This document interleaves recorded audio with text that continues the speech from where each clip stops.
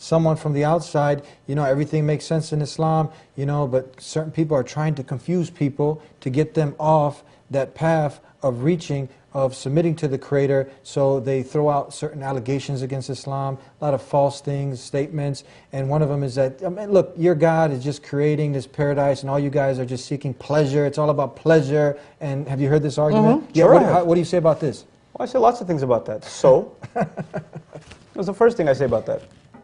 So there's pleasure. You run after pleasure here, and you're telling me I'm a criminal because I'm running after pleasure that God gives me for earning good deeds? And pleasure is something Allah put inside the human. Do you deny there's such a thing as a pursuit of pleasure? Nobody does. Everybody's looking for pleasure in this world. God is just telling me, put the brakes on, act ethically, and act decently in this world, and I will, all the things you held yourself back from, I will let you have. I say, why not? They used to argue that Islam is, you know, you might have a younger audience, but Islam offers such sexual rewards in paradise. That's one of the things, yes. You know, and it's, you know, these beautiful women and this and that. I say to you, you have a young man who goes to college in this country, who goes to campus in the middle of the summer. He sees half-naked women all around him, and he guards his eyes. They make small talk with him, he doesn't make small talk back. He knows, he keeps telling himself, Allah's got better for me, Allah's got better for me, Allah's got better for me. She looks beautiful, but I'm not going to look. I can't. I know Allah has better. You know how hard that is for a young man to do?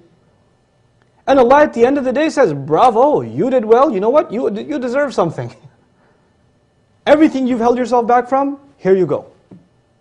It is not that we get these, you know, lustful rewards in paradise. It's actually that you guarded yourself against the most strongest urge a man can have. How many psychologists talk about how many times a man thinks about sex in a day? You know? I mean, some even count like every 30 seconds or every 40 seconds or something. It's crazy. This is what psychologists are telling us. Psychologists, 30, 40, 60, 2 minutes, even 2 minutes, that's insane. How much this thought runs in the mind of a person, how much it can.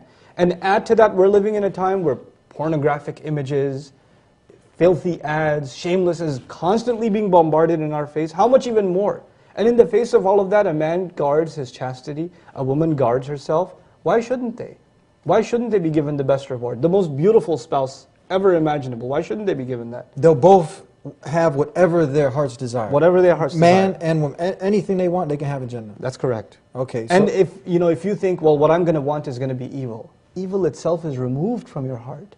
So whatever you want will be good anyway.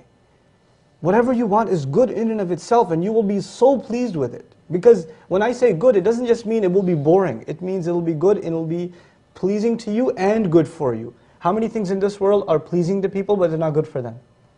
People find pleasure in drugs, don't they? Yes. But they die from them too. Mm-hmm. People find pleasure in alcohol, they get sick from it too.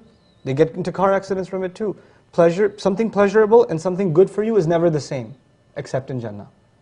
In Jannah it's going to be good for you and pleasurable for you, both at the same time.